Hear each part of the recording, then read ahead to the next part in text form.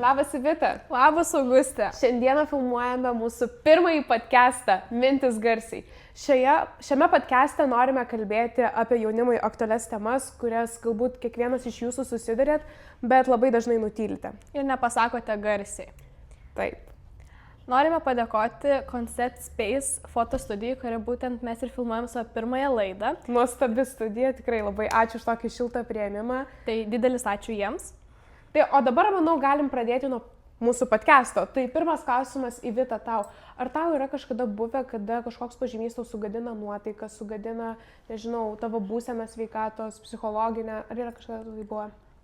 Yra buvę, ypač praeitais metais, kai 10 klasė, gal sakyčiau, buvo ta tokia, kur labai visko daug, nes ir egzaminai pupo, ir tas toks spaudimas, nes daug dalykų ten istorija, chemija, fizika ir atrodo visi svarbus, bet ir atrodo nori susitelkti į tuos dalykus, kur mokinsies 11 klasėje, ką studijuosi, bet labai priimdavau tos visus pažymius, nors ten sakydavo, pažymys nerodiklis, ten svarbiausia, kas lieka galvoj. Jo, bet iš tikrųjų buvo labai svarbu, kad būtų geri pažymiai, nes ir sakydavo iš tikrųjų, kad tai atestatai, tai vis tiek norisi to siekti gero rezultato. Tas vaizdas visas dieninė, kad ten tas vis tiek ketvirtas ar neigiamas pažymys labai negražiai įsipaišydavo, ypač iš kokio kontrolinio, kai ten raudonai tiek šviesdavo tas pažymys, tai ypač tos spalvos labai turi didelę įtaką. Aš galiu pasakyti, man asmeniškai labai jaučiasi, kada gauni pažymį ir jis raudonai šviečiasi ir tu iškart galvoji, ta prasme, kodėl aš čia taip. Ir čia tas siekis būti tobulas ir tu nori, kad būtų mėlynas pas mane pažymys, kad 10. Kad ten, wow, ten visas gerai, o ten kaip pamatai, nors to dalyko, tarkim, aš nesirinkau ir vis tiek gaudau iš to dalyko blogą pažymį, vis tiek aš žinau, kad jis bus dieninė. Gal jis nebus ten atestatė pas mane, nes aš nepasirinkau, bet vis tiek labai paveikia tie pažymiai, labai spalvos daug ką duoda pažymių ir vis tiek būdavo tas toks ir nuotaikų kaitos, kad ten labai paveikia, kad ten jeigu tas neigiamas pažymys, viskas, tu nieko nemoki, tu nieko nesugebėsi gyvenime, mokytojų spaudimas, kad jeigu tu nesimokysi, tu nieko nepasieksi ir panašiai. Jo, buvo tokios kalbos tikrai iš mokytojų, kur sakydavo, ta prasme, kad tu jeigu jau blogai išlaikysi, tai aišku, tau nėra tikslo eiti į 12 klasę. Čia aš iš tikrųjų galiu sutikti, kad iš tikrųjų kartais yra tokių žmonių, kurie tikrai matosi, kad nesimoko, bet yra, tarkim, žmonių, kuriems tikrai sunkiai sekasi, bet aš manau, jeigu jiems iš tikrųjų pasistengti labiau ir sutelkti dėmesį į mokslus, manau, tikrai galėtų eiti į tą 12 klasę. Tai čia tas irgi yra rodiklis, kaip ir nori padaryti, kad pupus reikėtų išlaikyti ketvirtui, kaip yra geras dalykas, bet ir tuo pačiu metu, nes tu nežinai, kaip jautėsi tuo metu tas vaikas, galbūt jam tas egzaminas iš tikrųjų neparodė jo tikrų žinių, nes nežinia, kokio jis buvo būsenoj atėjęs į egzaminą. Jo, gal ne, aš galiu nuo to priklauso. Aš savo nuomonę galiu pasidalinti, kaip man buvo. Aš grįžau iš kelionės, kaip tik prieš pupas mes važiavome į Vokietiją. Ir Vokietijoje viskas buvo labai tobula ir lygiai po savaitės mes rašėm pirmą egzaminą, tai lietuvių pupus. Ir aš prisimenu, visą tą savaitę buvau tokio didelio įtampai, nes dėl to egzamino, dėl to mokytojų spaudimo, kad egzaminas mes jau rašom po savaitės, o aš dar prieš savaitę buvau kelionėje, viskas buvo tobula. Ir iš tikrųjų tas buvo didžiausias man asmeniškai spaudimas, kad viskas tobula baigėsi ir dabar tas egzaminas, kuris man viską nulems. Ir aš buvau savo tokį nusistačius, jeigu aš neišlaikau pupų, viskas, aš niekur neinu į jokią 11-12 klasę ir viskas. Nors aš tikrai gerai mokinuosi, mano manimui, nesu ten dvejetukininkė, ketvirtukininkė, bet jo, man buvo labai didelis iššūkis išlaikyti tas pupas, bet manau tikrai nebuvo taip blogai. Jo, ir ta Vokietijos kelionė tikrai buvo, kad ten viskas tiesiog tobula, viskas faina ir paskui, kai prisimintų po savaitės laikai pupą egzaminą, iškart toks... Tai apie tą tobulybę, kad šiuo metu šiaip ir socialiniuose tinkluose labai daug kalbama apie tobulą gyvenimą, kad viskas čia, kaip yra filmuojama, kad viskas yra čia tobulai, kad tobulas vaizdas iš tikrųjų, kaip jeigu lengviau pasakyti, paprasčiau, kad viskas yra labai gražu, o realybė iš tikrųjų būna labai iškreipta ir aš prisimenu keliau tas nuotraukas, kur buvo Vokietijoje ir viskas buvo tobula, bet grįžti į tą kasdienę rutiną ir aš iš tikrųjų buvau tokioj blogoj būsenai psichologiniai, kur mane draugai sakydavo, kas yra. Tai man čia irgi labai pasižymėjo būtent iš mokyklos tokių laikų.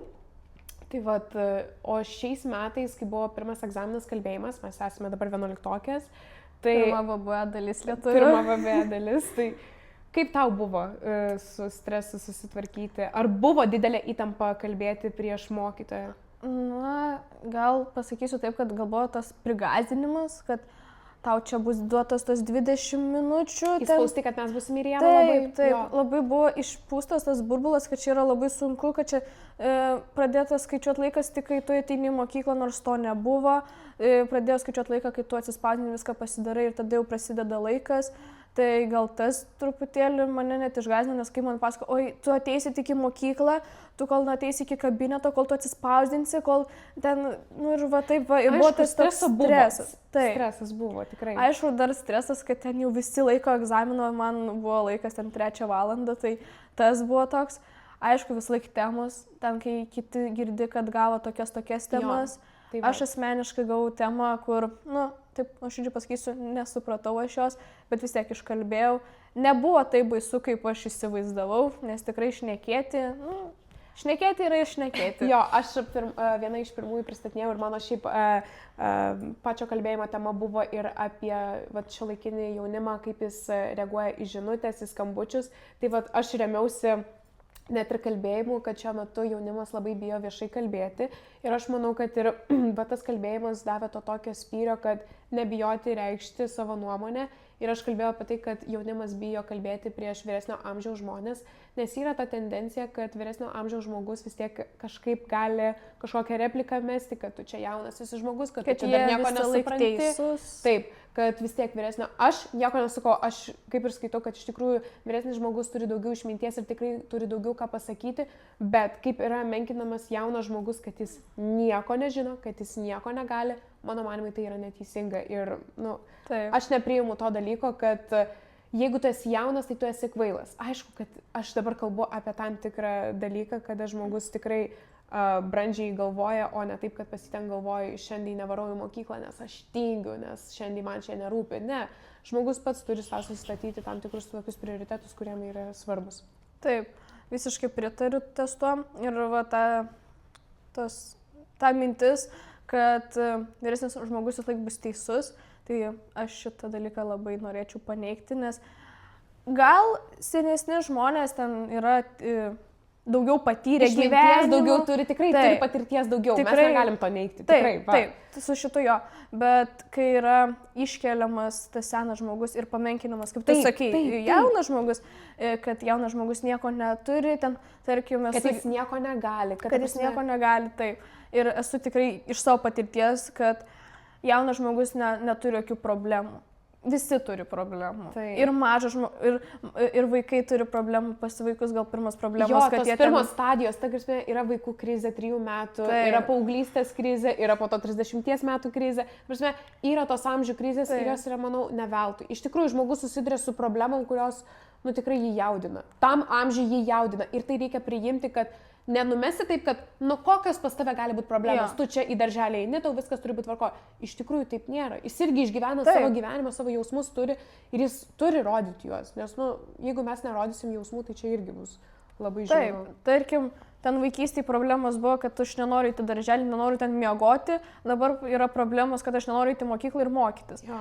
Ir gal, pavyzdžiui, kitiem tai nėra problema. Tarkim, gal tau nėra problema ten eiti į mokyklą ir kažkas tokio, man tarkim yra. Jo, aš turiu tai priimti. Taip, tai kiekvienas turi savų problemų ir...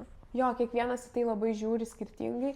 Ir mes kalbėjom apie tą vyresnę amžiaus žmonių grupę, kad jie labai, ne visi aišku teisė, kai kurie labai giria jaunimą, kad jis kažką daro, kad jie kažkaip, iš tikrųjų, mano manymu, jaunimas šiais laikais labai moka komunikuoti ir kažkaip save parodyti kūrybiškai.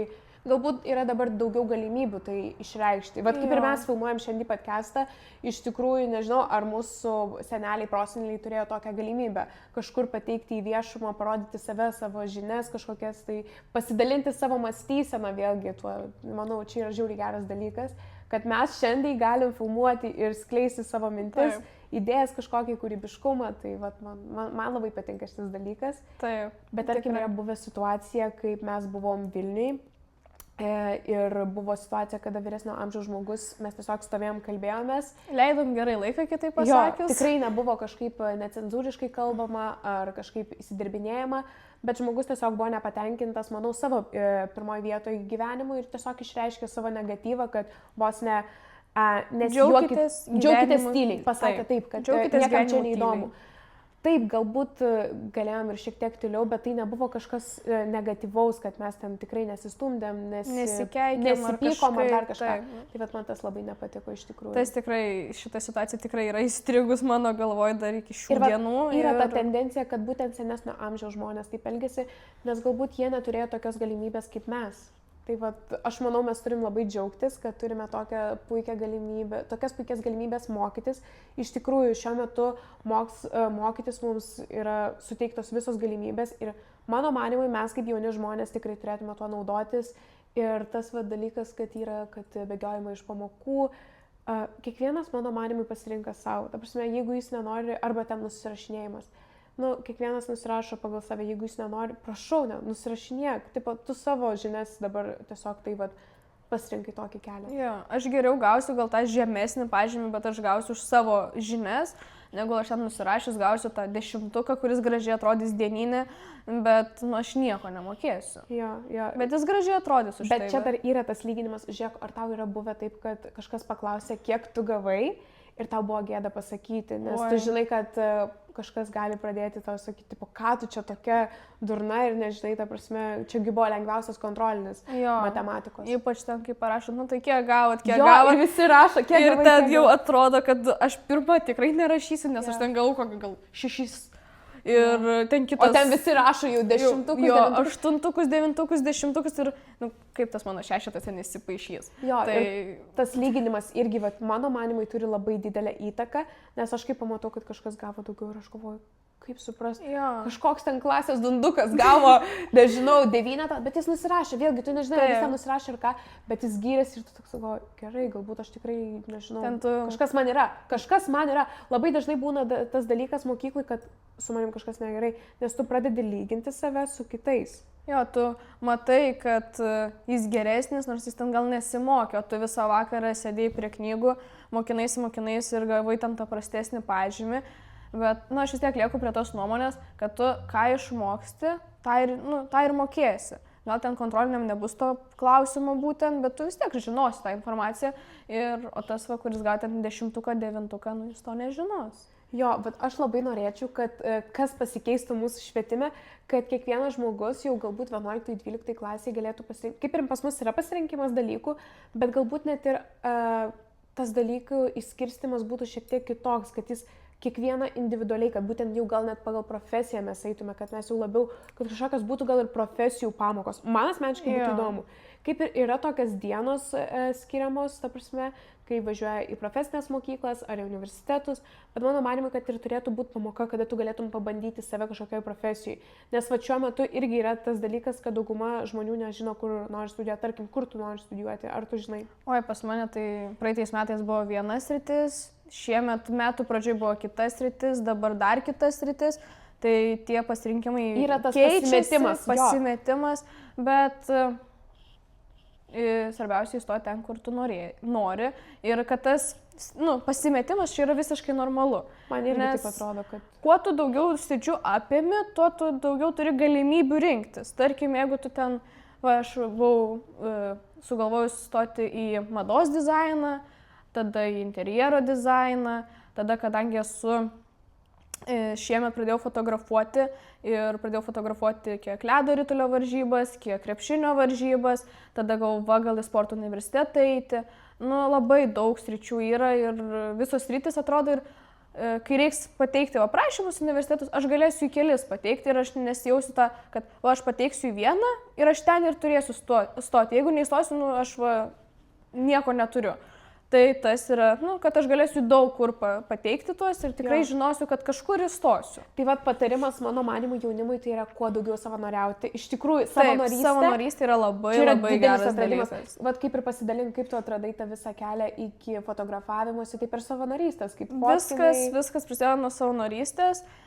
Pirmas savanorystės toks buvo, kad kultūros centre, kad pati mano pirma savanorystė buvo, gal man buvo 14 metų. Ir tada man patiko padėti žmonėm. Ir gauti tokį Atsaką, ne piniginį. Ne piniginį atsaką gauti, o tą tokį nuoširdų dėkingumą. Kad žmonėms, jie parodo, kad jiems iš tikrųjų patiko, kad kažkokį tais būtent labiau gal dvasinį net dalyką, nežinau, ar taip galima įsireikšti, bet tai yra labai vertingas, mano manimai, dalykas. Taip, ir tada man tas pradėjo patikti, tada savanoriau jaunimo linijai. Jaunimo linijai iš viso, buvo, kad tu, atrodo, kad tu gali žmogui padėti, kuris turi problemų žmogus. Jo, psichologinių problemų, tikrai. Tada savanoriavau ir krepšinio varžybose, 2 KMT. Tai irgi, tai viskas realiai prasidėjo visa fotografija nuo KMT, pradėjau kelti kontentą į Instagramą apie krepšinį, apie šokėjas, dirbu su šokėjom, filmuoju šokėjas, fotografuoju šokėjas ir viskas prasidėjo nuo šokėjų, tada ledo ritulys ir viskas eina per savanorystę. Jo, kažkaip taip ir eina. Tai ir su renginių vedimu irgi lygiai taip pat, ta prasme, tu pabandėjai, tau patiko galbūt ir su profesija kažkas išeis tą linkmę, pavyzdžiui, nežinau, kažkokių tais organizatorių, kažkokių švenčių. Ta prasme, yra labai daug, tiesiog yra tas labai didelis apsiribojimas, kad kokios yra profesijos. Tai kad aš nežinau, ką man rinktis, ką čia, policininkė būti, medicinos kažkokia. Kaip anksčiau būdavo, kad tik tai būdavo medikai, policininkai, tie arba tikslieji mokslai, ten fizikai ir panašiai. Dabar studijų sritis labai plačios. Tiesiog irgi, kad reikėtų labiau domėtis tuo, nes iš tikrųjų labai begalė daug yra variantų. Tarkim, tu esi susidomėjus dizainu. Kiek yra dizaino sričių? Jo, bet pats ir grafinis, aš asmeniškai noriu studijuoti grafinį dizainą ir apima labai didelę visumą, kur per tos 4 metus tu išmoksti labai daug dalykų, bet tu vis tiek pasirenki vieną kažkokią tai sritį, kurią koncentruojies. Taip, kur tu esi tikrai geras specialistas, nes mano manimui viską mokėti yra tikrai neįmanoma. Ta prasme, pripažinkim, tu viską negali mokėti, bet pabandyti tu visą laiką viską gali. Tai jeigu yra galimybė, mano manimui reikia kiek įmanoma bandyti, eiti kažkokį kelią, ieškoti naują, bet per bandymus, mano manimui, labai daug ką galima pasiekti. Aš gal anksčiau pati būdavau tą tokia, kur, ką čia apie mane dabar tas žmogus pagalvos, kaip aš čia dabar kažką ten išbandysiu, kaip dabar tas žmogus reaguos, kažkaip, kuo toliau, tuo labiau, taip, nesvarbu darosi. Tu gyveni dėl savęs, tu gyveni vieną kartą, tu turi viską išbandyti, ne visada viskas gali pasisekti, nepamatęs to blogo gyvenimo, tu nesuprasi, kas yra ten laimė, tarkim, ir visi mes perėm visokius ten, vieni blogus dalykus, kiti gerus dalykus, bet viską reikia pabandyti. Aš esu tos nuomonės. Tai tai kaip ir su šitu podcastu mes labai spontaniškai iš tikrųjų sugalvojom ir šitą projektą pasiruošėm įgyvendinti. Šiaip gal prieš kokius 2 metus mes buvom mintis, labai šokinėjo tos mintis, kad norim filmuoti podcastą, norim dalintis su jumis kažkokiamis idėjomis, bet kažkaip vis nepriejom. Taip, o gal nesijautėm dar pasiruošusios. Jo, irgi kalbėjimas, manau, lietuvių labai daug ką davė daugiau gal pasitikėjimo, drąsos, kad iš tikrųjų netaisyklingai sukirčiuotas žodis tikrai nepadarys gyvenimo blogesniu ir kad kažkas pasikeis, kad gyvenimas apsisuks aukštyn kojom, tai irgi netiesa, kad išreikšti savo mintis turi teisę visi ir kalbėti mes galim ir kodėl to nepadarius. Jeigu mes turim tokią potencialą kažkokį tais norą kažką tais daryti, kurti, kažkaip išreikšti save, manau, čia yra žiauriai fainas dalykas, kad nutarėm padaryti šitą podcastą ir labai tikimės, kad tai bus ne pirma ir ne paskutinė mūsų laida. Tikėkime, dar daugiau bus. Taip. Jo, su šita mintim dėl šito podcast'o tai buvo tikrai labai daug minčių ir mokykloje filmuoti, ir su mokiniai šnekėtis. Taip, tai yra, nežinau, kaip jums, mūsų sekėjai, ar patiks šitas podcast'as, nes žinok, pirma laida yra ganėtinai sunku, pas mus mintis lėkioja, nežinom nuo ko pradėti, labai daug buvo dublių prieš pradedant. Mintis garsiai buvo čia tikrai šitoj studijoje ir buvo labai sunku pradėti, mes pradėjom nervintis, bet dabar kažkaip įsivažiavom ganėtinai lengva. Jaučiasi jau lengviau, bet iš tikrųjų labai buvo gėda. Tu žiūri vienas kitai ir atrodo, viskas kaip ir tvarkoja, mes pažįstam vienas kitą jau labai daug metų, bet kažkokia buvo įtampa.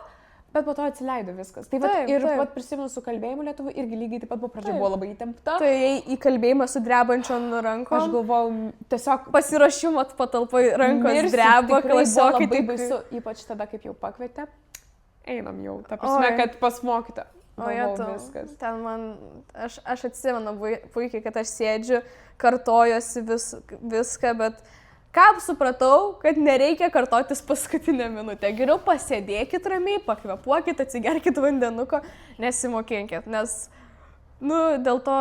Kartais rezultatas tikrai nuo to nepriklausys, kad tu ten ale kažką išmoksi. Tikrai, mano manimui. Ką išmokai, tą išmokai. Paskutinę minutę nesimokinkit. Tikrai. Nes paskui ten dar blogiau būna. Jo, bet aš puikiai atsimenu, aš sėdžiu, atėjau ten 20 minučių iki savo laiko, ten grįžo klasiokas po kalbėjimo, ten irgi ten jau visas laimingas. Dalinasi savo mintim. Taip, savo mintim dalinasi visas apsidžiaugęs ir panašiai, ten kita klasiokė ateina irgi sako, va čia, o tu dar tik eisi, tai ir tu negali suprasti jų, kaip jie jaučiasi, nes tu dar ant tos įtampos esi su drebančiom rankom.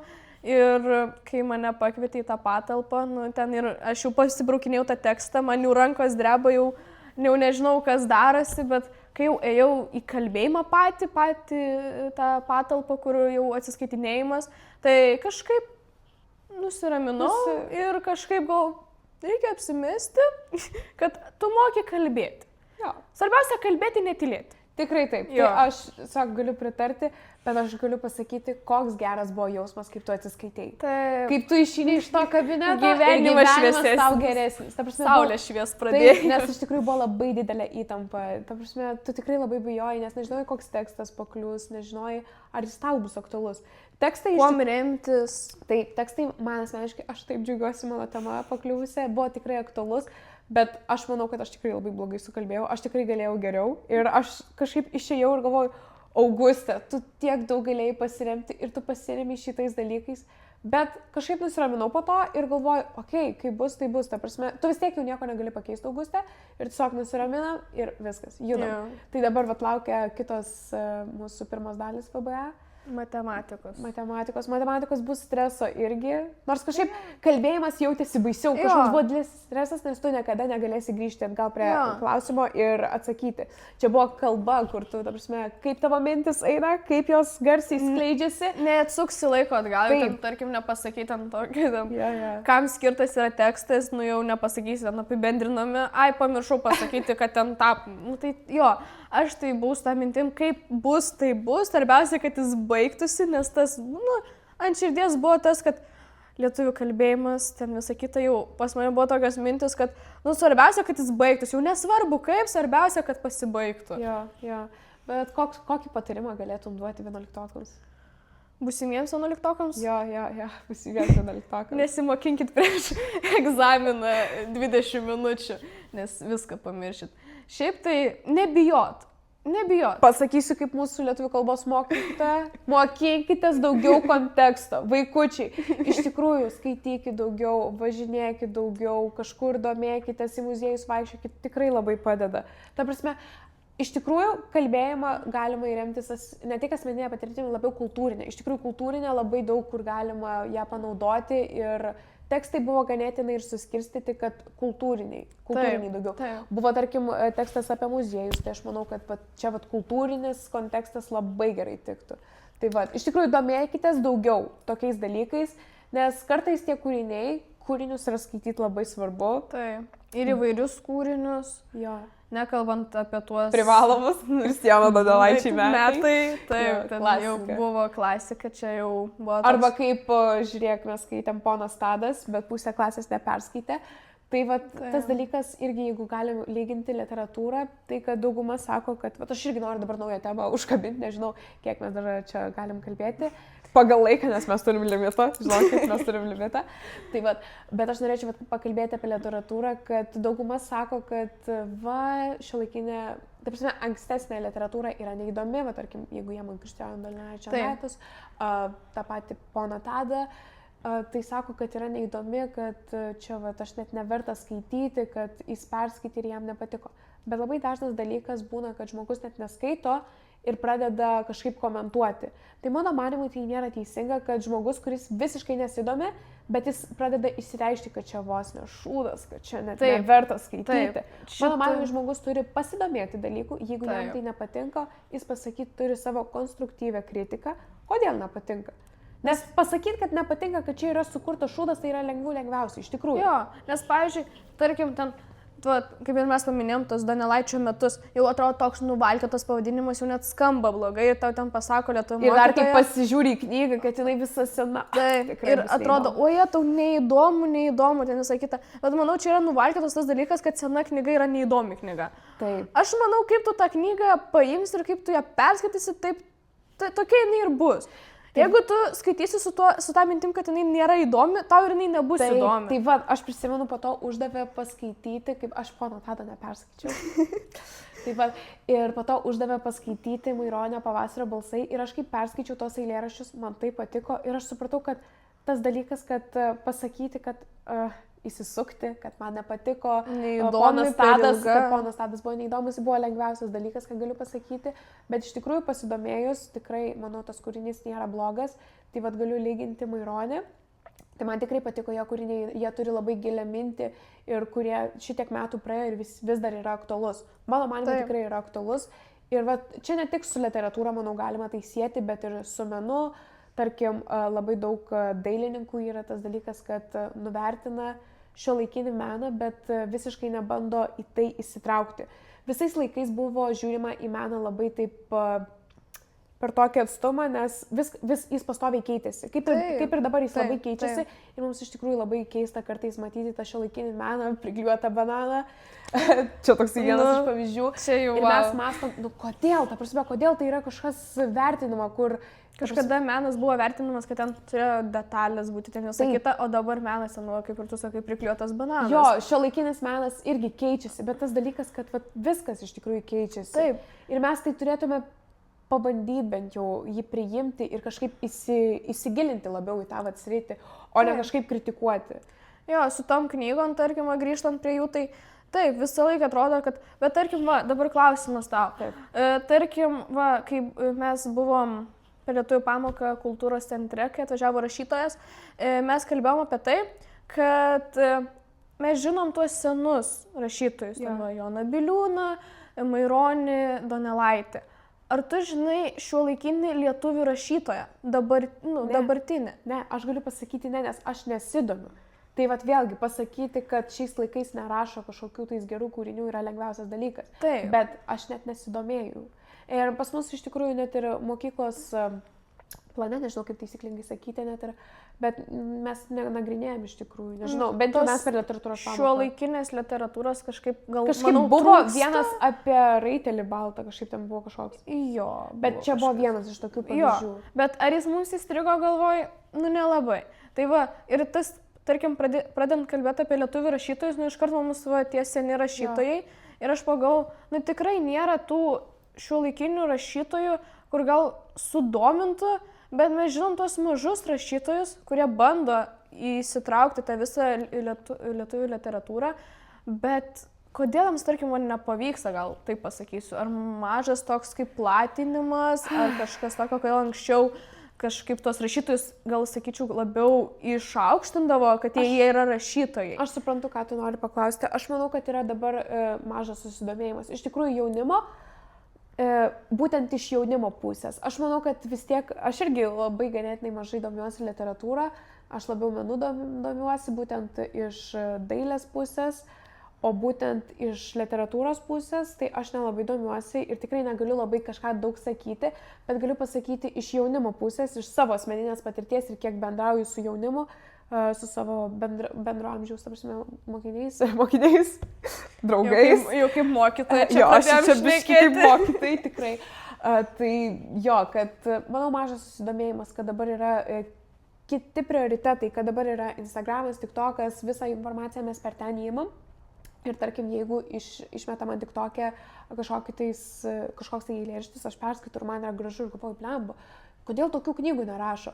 Bet aš galiu pasakyti, kad rašo, tiesiog mes dabar nesidomim, tiesiog mes nerandam jų. Kad mums knyga dabar tapo telefonas, skrolinimas TikTok'o ir mes tenais daugiau sužinom negu iš knygų. Tai vat irgi tas dalykas, kad vertinimas, jeigu tai vat paimti telefonus, tai irgi negalim neigiamai vertinti, nes mes tenais irgi gaunam daug informacijos ir tikrai naudingos, bet vėlgi ją reikia atsisijoti, kuri yra tikrai gera ir verta dėmesio, o kuri yra tiesiog, tiesiog, kad galvoj užima vietą. Jo, dabar aš irgi norėjau podcast'e šiaip kalbėti apie šitą temą, kad šiuo metu yra labai daug informacijos. Kad informacija yra visur, ta prasme, per pamokas. Tu atsikeli, kaip tu pradedi daryti? Atsikeli iškart telefonas. Taip, iškart, kas ten parašė, kas ten ar atrašė, ar parašė. Taip. O po to ateini į mokyklą, tenais dar didesnis krūvis visokiausios informacijos, kuri turi tau nusisėsti į galvą, kur mokytojai sako, rašysim kontrolį po savaitės, viską išmokyti, iškalkit. Okei, per pertraukas ką tu darai? Sėdi telefoną. Ten irgi pilna informacijos. Ateini namo, darai namų darbus, vėlgi informacijos krūva. Ir ką tu vakare darai, vėlgi TikTokas, ta prasme, savo laisvalaikį ir tai taip užkemša ir kartais galvoju, pliam, pavargau. Bet aš galėčiau gal pasakyti, kad mūsų ta karta, mes esam priklausomi nuo telefonų. Bet čia visi dabar tokie. Ja. Bet tarkim, aš gal galėčiau šitą tai pasakyti, kad mes matėm vaikystę, mes matėm tos kiemus, mes matėm... Jo, dabar vyresnio amžiaus karta sakys, ką jūs ten matėte? Nematėt jūs ten tos vaikystės. Bet manau, kad mes dar matėm, nes dar, pasakysiu taip, mano laikais pas mus dar būdavo, kad jeigu išeini į kiemą, tu negali grįžti namo anksčiau, nes kitaip mama neišleis į lauką. Ten reikia pro langą, mama išmesk vandens ir visą kitą. Taip, nes jeigu tu užeisi, viskas tas neišleis. Aš manau, tikrai yra... Jaunimas, kuris... Manau, daug kas mus supras. Jaunimas, kuris mus supras. Taip. Čia jau tokia mala. Jo, o dabar, tarkim, aš ir šnekėjausi, kadangi, kai savanoriavau sveikatos biure, vesdavau paskaitas vaikams, šiek tiek jaunesniems už save, tai yra nuo 7 iki 14 metų plus minus, tai, tas kartų skirtumas. Jaučiasi. Kartų labai skirtumas, nes aš kartais net pati sena pasijaučiu prie jų. Kartais, pavyzdžiui, turiu giminiai daug pusbrolių jaunesnių už save. Aš net kartais nesuprantu, ką jie tuose telefonuose mato, ko aš, ta prasme, negaliu pamatyti. Ir atrodo, ir aš taip ir sakau, tarkim, aš 7 metų būdama, aš dar eidavau kiemą, su lėlėm žaisdavau iki 5 klasės, dar su babybornais vaikščiodavau, ten jau mamytę vaidindavau. Dabar, aš nematau aplinkui save tokių žmonių, vaikų, kur jie realybėj kažką darytų, žaistų mes namus, mes šeimą žaisdam ten, parduotuvės ten lauke su lapais atsiskaitinėdavom, o dabar vaikai išeina į lauką, pati mačiau savo akim, išeinu į kiemą. Su telefonais. Vaikai ant suoliuko tiesiog su telefonais tos savo žaidimus žaidžia. Tai va, žinai, mes kaip ir pradėjom laidą nuo to, kad yra didelis kartų skirtumas, kad dauguma vyresnio amžiaus mūsų nesupranta. Taip pat mes nesuprantam jų. Mes irgi pradedam nesuprasti jų ir aš manau, kad tai yra iš tikrųjų, mes kaip matom dabartinius vaikus, tai vyresnio amžiaus žmonės lygiai taip pat mato mus. Iš tikrųjų, tas yra dalykas, nes jie galvoja, jūs turi tiek daug galimybių, o mūsų laikais tiek nebuvo. Tai va irgi aš kiek ir jų pykti, nežinau, bet aš irgi suprantu, nes mes irgi matom ir dabar galvom, kodėl jūs nebendraujate, kodėl jūs neinate į kiemą, kodėl jūs ten susiskambinę žaidžiat namuose. Taip, tai tarkim ir koridoriuose mokyklos labai daug sėdi su telefonais. Aš prisimenu mūsų 6 klasiai vaikinai mokykloje žaisdavo pastoviai, eidavo į stadioną žaisti futbolą, pastoviai buvo judesiai. O šiuo metu aš matau tendenciją, kad vaikai tiesiog sėdi telefonuose. Ir man taip, kas iš to, kad jie dar sėdi, jie prisipirka viskiausių čipsų, ta prasme, Coca-Colų ir sėdi, va taip tiesiog valgo ir žaidžia. Jie kaip zombiai darosi. Man iš tikrųjų labai liūdna. Vaikai tampa zombiais ir tarkim manis, nuoširdžiai yra baisu, kas toliau bus. Taip. Kas bus toliau. Ir kaip ir aš šnekėjau, kad pas mus yra tas suvokimas, kad mes matom ir tą blogąją pusę, kad mes suprantam, kad mes darom blogai, kad mes su telefonais būnam. Tarkim, aš pati save pagaunu, kadangi mano pagrindė darbas yra su telefonu filmuoti, fotografuoti, montuoti. Pas mane visą laiką screen time'as yra... Ir visą laiką reikia, kad jis būtų šalia, kad jeigu kas parašys, man reiks ten taršyti, jeigu man kažkas paskambins, aš turėsiu atsiliepti. Bet aš save pagaunu, kad, Vita, stop, jau tu priklausoma tampi, tu jau aplinkui savęs nieko nematai, negirdi, o tiesiog tu į telefoną. Ir aš turiu tą tokią, galima sakyti, durną, tokį bruožą, nežinau, kad aš nemoku daryti vienu metu daug darbų. Tarkim, jeigu su manim šneka ir man reikia atrašyti ir va taip. Viskas, man aplink, aš nieko negirdžiu, aš turiu atrašyti tam žmogui ir viskas. Čia yra labai blogai, bet va, aš žinau, kad aš darau blogai. O tarkim, tu pasimtum dabar 7-metį vaiką ir pasakytum, ar tu jautiesi blogai, kad tu su telefonu žaidži? Ką jis atsakytų? Ne, čia yra visiškai normalu. Taip, nes tiesiog jie gimė su telefonais. Taip. Jie gimė jau rankose telefonai, jie nežino, kas yra tas gyvenimas be telefono, nes mes dar buvom su mygtukiniais telefonais. O taip, aš prisimenu savo 1 klasės telefoną, va tokio dydžio. Jo, aš ir su vienu mygtuku, o jie, tu ten būdavo. 3 klasėje gavau liečiamą telefoną, čia buvo kažkas, wow, ta prasme. O dabar vaikai, 1 klasės su iPhone'ai 17 vaikšto? Aš atsiprašau, šitą kažkaip komentuosi? Manau, ne. Šitą mes praleisime. Manau, nereikia. Jo, čia jau tėvų reikalas, kokį telefoną pirkti, bet į šitą nesigilinsim. Mūsų vis dėlto tema yra apie jaunimą. Tai mes labiau gal į jau paauglius orientuojamės. Iš tikrųjų, mūsų šiandien mintis labai garsiai skambėjo. Nežinau kaip tavo, manau, visa studija mus tikrai prisipildė mūsų energijos, mūsų pokalbių.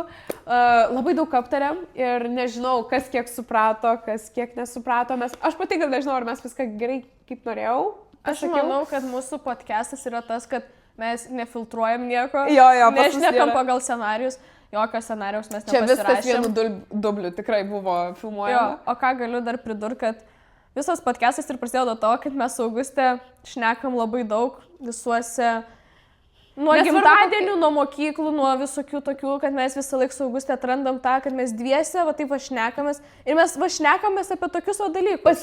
Mes, va, kokius podcast'o buvo tikslas, tai kad tiesiog pasidalinti savo mintim, pasidalinti savo pokalbiais. Savo mintim garsiai pasidalinti. Taip, aš to ir yra kilęs pavadinimas šitas. Taip, mintis garsiai, nežinau. Tai nežinau kaip jums, bet aš šiandien labai fainai praleidau laiką, fainai pasišnekučiavom, tikrai ganėtinai jaukiai. Tai aš labai tikiuosi, kad tai ne paskutinė mūsų laida. Tikiuosi, mes ne paskutinį kartą sėdėm ant šitų patogių sofkučių. Tai tikrai patogius. Tai aš labai tikiuosi, kad mes dar susitiksime ir kad iš šito pokalbio, iš mūsų minčių kažką tikrai pasiėmė. Ir tiesiog buvo malonu paklausyti, kažkaip kaip mes mąstom, kaip tiesiog į visą tai žiūrim. Tai aš manau, atsveikinam šiandien. Manau, šiam kartui tikrai užteks. Tai reiškia savo nuomonę, ar jums patiko ar nepatiko, ar mums tęsti šitą mūsų pradėtą projektą. Jo, garsiai mintis mūsų projektą, nes jo, tikrai dėjom daug darbo ir lauksime iš jūsų atsako, ar jums patiko, nepatiko. Tikrai rašykit drąsiai, ta prasme, jeigu ir bijot parašyti, tai parašykite asmeniškai. Tikrai viską skaitysim. Taip. Viską atsižvelgsim į visų nuomonės. Tai manau, galim šiandien atsisveikinti. Kągi. Ačiū tau, Vita, kad mes viską suorganizavom. Ir pagaliau įvykdėm savo projektą. Čia buvo mūsų vienas iš didžiausių projektų. Taip. Tai ką? Ačiū, kad žiūrėjote ir iki kitų kartų. Iki. Jej! O, kaip kojas skauda.